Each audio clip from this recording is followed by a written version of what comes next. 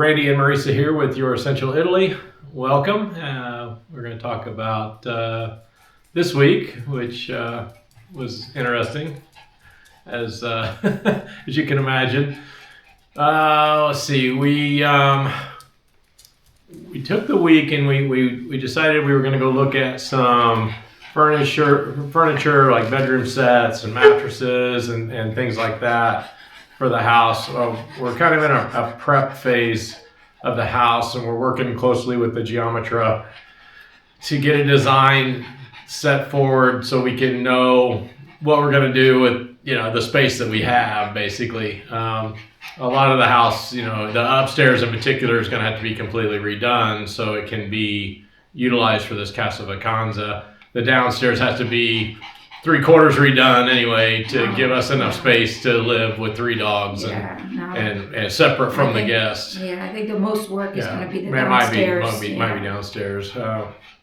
Anyway, so we went and looked at bedrooms again. We went and looked at living rooms. We looked at mattresses, things like that. I didn't take any video of that, but I do have pictures, and I'll show you the pictures of what we were looking at. Yeah. Kind of what we're thinking about. This guy went to the vet on Tuesday. Yeah, he's doing great. Yeah, he's doing awesome. He's on diet food now. Yeah, he got to lose some weight. He's to lose 3 kilos. Yeah, he's 3 kilos too heavy. Yeah. And it's funny because he'd lost weight before we moved to Italy, so we could fly him here basically, and we thought he was doing okay, and apparently this new dog food he just packs it on. So. Well, he's the thing that's strange is that he's been more active here because there's the backyard is not flat like it was in Florida, so he can go up and down the hills here in the backyard. So he's doing a lot of climbing and chasing and running and So I call him a little mountain goat. He's a little mountain goat on the hillside. I mean, I think he's just building muscle, but who knows? I don't know. We'll see. He doesn't. Yeah, we don't overly treat our dogs. They don't get a lot of treats. They get a piece of a minty for their breath every night, and that's it. But he's always been stocky. He's my little. He is my little bulldog. Little bulldog. All right. Anyway, so Wednesday we went to Sinalunga.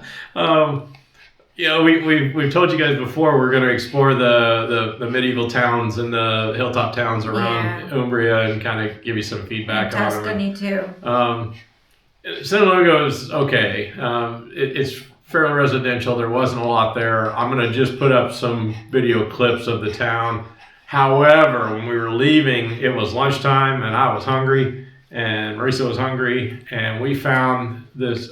She found this restaurant called Malducato, right? Il Maleducato. Il Maleducato, yeah. And it's a beer restaurant. They've got beer, and it's a gin place too. So if you like craft beer, if you like gin, if you like whiskeys, they had a huge whiskey and gin menu on. It was amazing, and I got pictures. I got video of that too. I'm gonna put on here for you so you can see it. Pairings.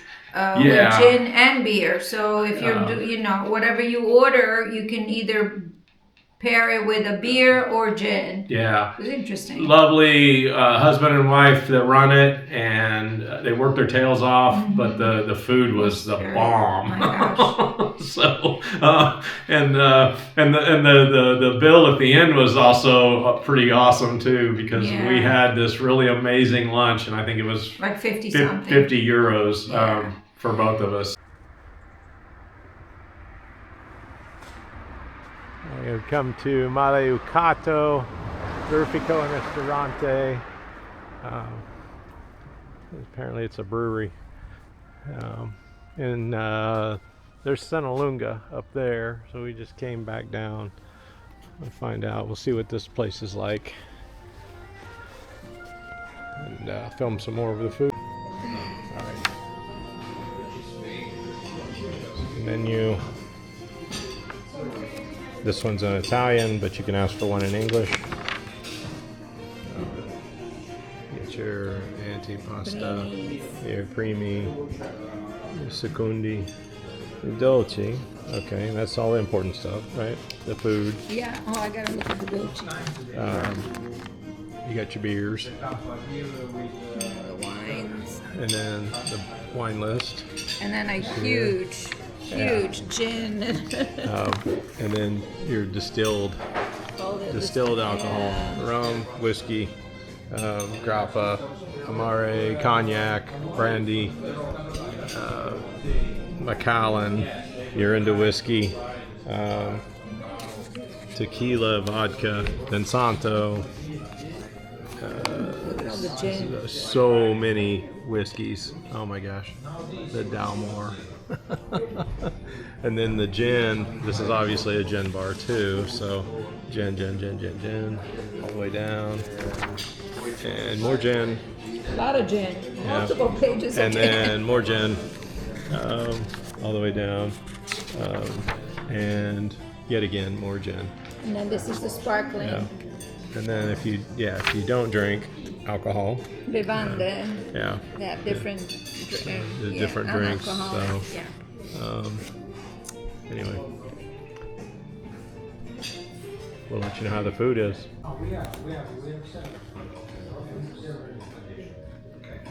A nice dry Irish stout. A glass of white wine. I did. I got a Northern Italy wine, Robiola. And the breadstick bowl Bola, came sorry. out. These things are the bomb, as are all of it, because The breadsticks are it's good. bread. So, yeah, let's listen to this crunch. So good. The government wants it. All right, the food came out. This is ravioli that I ordered. Looks great. With the poppy seeds, the and I got the poppy seeds and pumpkin gnocchi. Yeah, pumpkin gnocchi. So, in my experience, anything that's made with pumpkin here is exceptional, including a fantastic pumpkin risotto that I had in Rome that made me cry like a baby because it was so good. And it was hers. She ordered it. She always orders pumpkin, but it was the best dish that day. All right, beer, wine, food. All right, we're gonna eat. Let's see what it's like. Ciao. Good. Mine's got pecorino di fossa in it.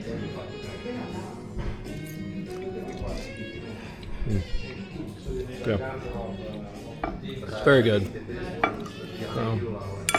You find yourself in Sinalunga, not a lot to do up in the city center, but come down here to the gin beer bar. Maleducato. I said it wrong earlier because the D is backward and colored out, so I thought it was an Ucato, but Ducato. Anyway.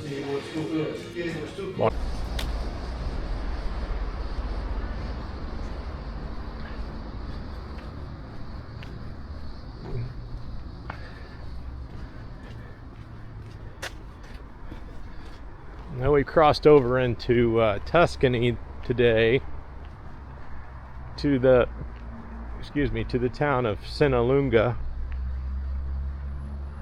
and we're going to check out this place.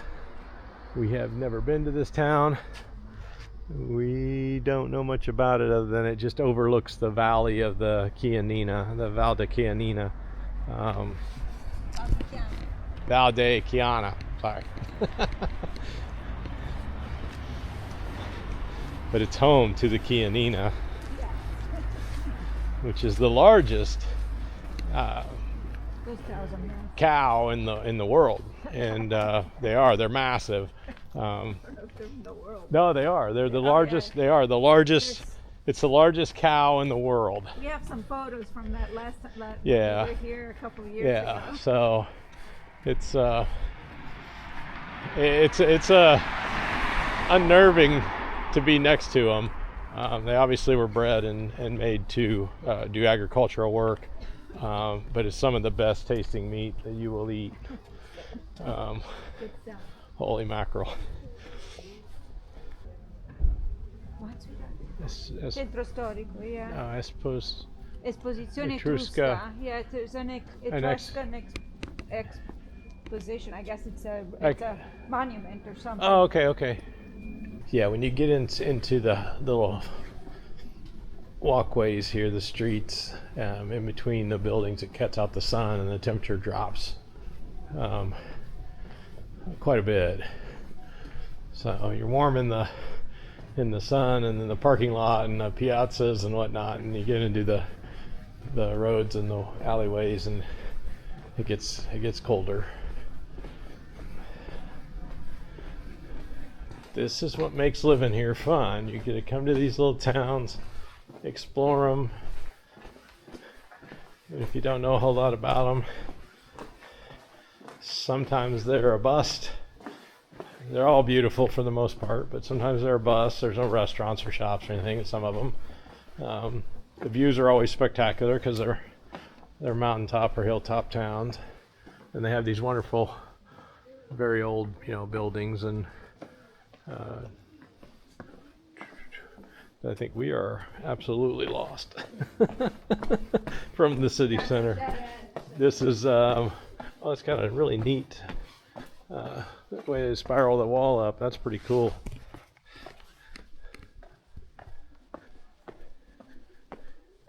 He goes whoop, whoop, whoop. Anyway, all right, I'm getting silly. Some great views on the other side of these houses. I don't know if you can see through that gap there. All right, let's go back up and we'll see if we can find. Well, this is where you get the view of the Oh, you think so? Okay. Let's see.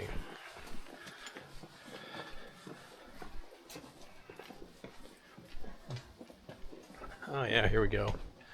There it is. That's the Vatican. That's why I married her. She's so smart. Speaking of smart, did you put the thing in the car and the steering wheel? I did, yeah. Okay. Yeah. I mean, that's very residential, and It is. that's got to be Fogliano down there. And as you can see, it's a beautiful day. I mean, there's the moon. I don't know if it's going to pick it up on the video or not, but you can see the moon. It's noon. There's the moon. Snow-capped mountains over there. I don't know what they are. Okay, so Snow. we're facing, hang on a second, this is south. So those are the Sibillini. Yeah, we got to be Yeah. Sibillinis, yeah. Yeah.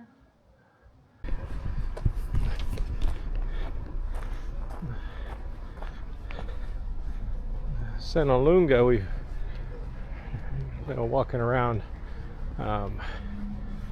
This may be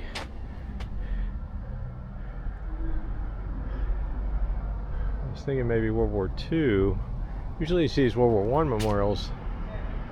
But this one may be I don't know. 1966 is when it was established.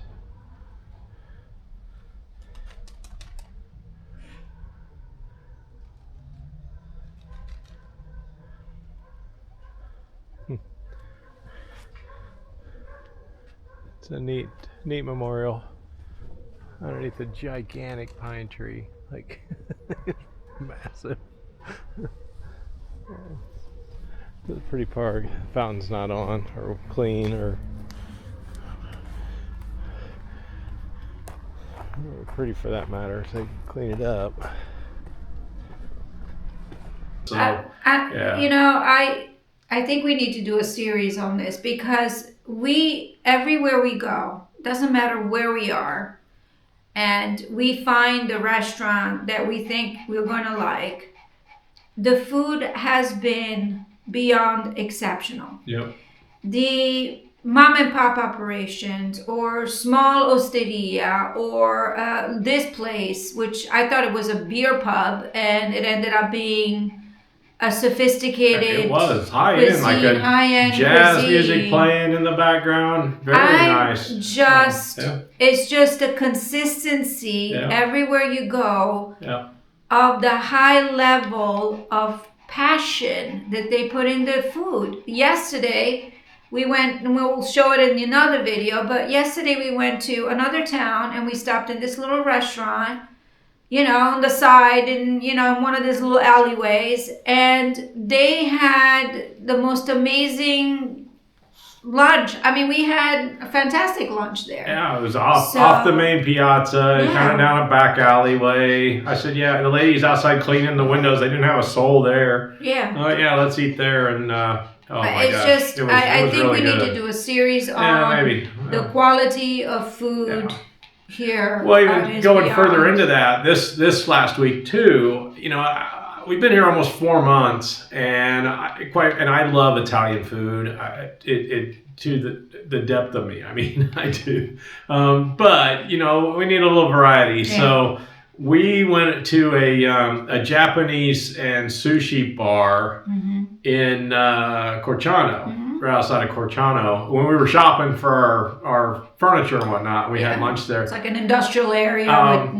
This is an all-you-can-eat sushi and Chinese food for 17 euros a person. And then you got to pay for your drink and dessert if you want that. But it's a massive menu. And believe me, I put away my 17 euros worth of sushi. And sashimi and all of that. And it was really high quality. We went back again even this week. We went twice because we were back in the area again, and we said, hey, let's do this again. And I had more of the entrees this time, and they were exceptional. It's again, I say this term, it's stupid good food, because and it's not a lot of money when you think about it. 40 euros for both of us to have a all we could eat lunch. We didn't even eat dinner that night, either night. No, every time we have lunch out, and if we have a lunch out, when we're out and about, we tend to be so full that at night we just forage. We have like a salad or, fruit or, we don't really eat dinner. But it's just, I don't know, it's just so, and we keep saying, my God, that would have cost us 3 times that amount in the States, kind of thing. For subpar quality on top of it. Yeah, it's not even necessarily, even if you get a really good restaurant in the States, you're going to drop a couple $100 to eat there, and it's food, and the food quality here is not only less expensive, it's exceptional. Well, just to put it in perspective, what I wanted to order had porcini mushroom, required porcini mushroom. The waitress came out and said, listen, it's not porcini mushroom season, so we're substituting it with black cabbage and spinach puree, and it was amazing. So they really take to heart the fact that if it's not in season, they're not going to serve it. And we can't find stuff here. Like if you want something particular that you're craving, if it's not in season, you'll be hard set to find it. I mean, it's just not. There's not a lot of produce that's imported here, and that's. There are something, bananas, obviously, or pineapples, the tropical fruits, because there's not a tropical area here. They come from Costa Rica typically, and that's where you get them. Chocolates, the cacao, it comes from Ecuador. Typically, that's where they get it. But almost everything else is sourced in the country. Wheat bread, flour, tomatoes, melons. All of that stuff is sourced in country. Even most of the meat that you see is grown in country, raised in country. Sometimes you can find like Argentinian beef or shrimp they'll or have whatever. Angus, or they'll have but they label it. It's clearly labeled in big letters, like on the front of the package. That it's not Italian. It's not local. On that note, I was reading an article yesterday. I don't have any pictures on it, but you just have to take my word on this or look it up yourself. So the United States, as you may or may not know, in the United States, they require that all poultry sold in the U.S. is bleached. So the poultry has to go through a process, and it's bleached. It's bleached out to kill bacteria on it, and it's in an effort to reduce salmonella poisoning, obviously. But it can change the flavor of the meat, right? So I noticed when I got here and we bought some chicken, and I opened up the chicken, it stunk. And I mean bad, like bad. and I couldn't figure it out. And I grew up on a farm. You know, we'd go out, we'd kill a chicken. You process it out, eat it, and I never remembered the chicken smelling like that. And we got some more chicken last week, I think, and opened it up. I'm like, oh, there's that smell again, and it was fine. The chicken is fine. There's nothing wrong with it. But they don't bleach it here, and it does make a difference. It has this funk to it, if you will, that comes off, and you're like, ugh. But it's great. Don't get me wrong. Well, it doesn't have any. And if you cook it correctly, you cook it to 165 degrees Fahrenheit. You're killing all the salmonella. You clean up after yourself. You sanitize everything. Any chicken you cook anywhere in the world is toxic waste in your kitchen. You gotta clean it all. So anyway. All right. Well, what else? That's it. We got gifted a piece of chingale that we're trying to figure out when to cook and how to prep it. So there's a process to it. I'm going to film that. Yeah. The whole process is going to take us a couple of days to get it prepped, believe it or not, because you have to thaw it. This is wild animal. We got to chop it up. We got to brine it. We got to brine it again if we want to make ragu. You got to do a couple of different things. So it's a process. I'll show the process, and we'll see what the end result is. Yeah, if you don't hear from us. All right. Let's hope we do it right. It's getting cooked to 165 degrees as well to kill whatever. Yeah. Wild boar here can carry trichinosis, so you have to be careful, and it has to be cooked. It has to be cooked at a higher temperature to kill it. It has to be brined over again so and that all that. You break down all the hormones, you said. Yeah. On the trail cam front, so I set the trail cam out on a trail this time for several days, and we baited the trail with some old vegetables, and normally it gets put in the organics, but and we got a boatload of footage of a wild boar chingali, and then of course I had enough of that, so I put the camera back on the gate, and we have Mrs. Fox, and she came back again, and I've got some really good pictures of her. Right, they're looking at the camera, and she's right there. So, I'll put those up. But this next week, I don't know what's going on. Like I said, we're just waiting now to close on this property. We've got to hear back from the two people who have a right of first refusal. To make sure that they're going to say no, and at that point, we should get our closing date. And we're just trying to figure out, without being in the house, it's hard, but we're trying to figure out all the things that need to be done and who to contact. We have a support system here, so we'll be reaching out to our friends and see who they recommend for fencing or to fix the gate and, to clear out and trim down some trees and things like that. So we're just prepping everything, hoping that everything goes well and we will close on this house. So we'll see. If not, we gotta start from scratch, but I don't want to even think about that. No. The weather's exceptional. Today is gorgeous. It's warm. We're just enjoying this winter. I mean, we were expecting freezing cold and snow and all that, but they don't get it as much here. So we're blessed. No, definitely it's blessed. Very nice.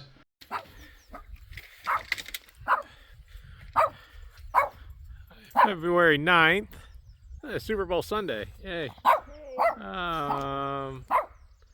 It's 10:44 a.m. in Umbria here. It's about 48, 50 degrees, maybe rising because the sun is really quite there, as you can see. Dogs are barking. It is another beautiful day here. Had a couple of days that it was a little clouded up and hazy and whatnot, but today it's clearing up a little bit. So, nice day. What an amazing place to live. Wow. Be jealous. Be jealous. Let me think. One more thing. So we took the car because I have blue eyes and it's hard for me to see out in the bright sun, and it is very bright here. There's just not a lot of clouded days. So the sun is very bright. So even wearing sunglasses, it's really hard for me to see. So we wanted to see about getting the windows tinted on the car. apparently they don't allow tinting on the front windows at all, like they do in the States. You can get, I think, 27 or 30%.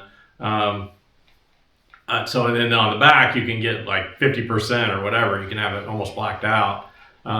500 euros though. Yeah, I mean, it's got a 10-year warranty. The guy comes, if there's any issues, the guy comes to you to fix it. But right now, I don't think it's a priority. So gonna figure something else out. I don't know what. I don't know. Anyway, just wanted to point that out. Sometimes getting the car things done. There's some things in the country that are more expensive.